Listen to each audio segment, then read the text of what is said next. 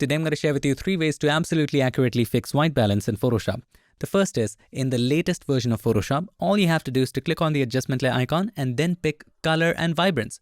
That's it. And here you have the white balance settings.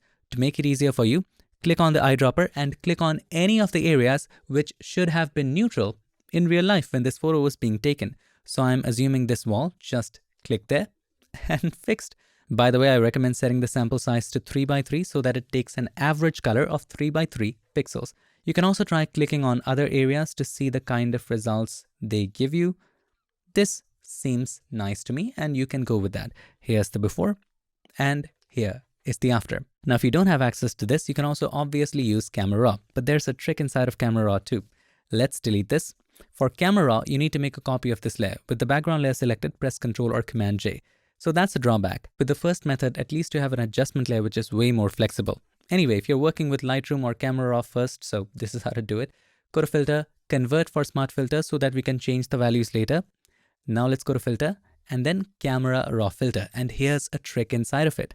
In the color section, of course, just like we did with the first method, with the eyedropper, you can click on one of these areas. But if you want to be absolutely sure and absolutely accurate, you can also take an average color.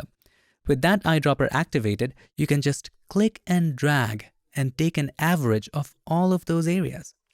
There you go. This takes an average of all the colors in that area, giving it absolute accuracy. If you think that all of this area should have been neutral, but there are some deviations here and there, of course, in real life. So you can take an entire area like this and take an average of that. And this is the result. And it's pretty accurate. Hit OK once you're satisfied, but before you do, let's remember this number, -17 plus 21 for now. Hit OK. This is second way of doing it. If you really wanted to be accurate about it and still use that adjustment layer, let's delete that. Remember that number, -17 plus 21, somewhere around that. So click on the adjustment layer icon, choose the same color and vibrance, and type in the same number, -17, 21. There we go. Absolute accuracy. So you take that averaged number from inside of Camera Raw. Now, while we are here, and if you want absolute 1000% accuracy based on the average of all the areas that should have been neutral, here's another way. Let's delete this layer. With the background layer selected, press Ctrl or Command J to make a copy of that. Now take the lasso tool and make a rough selection of all of those areas which you think should have been neutral in real life.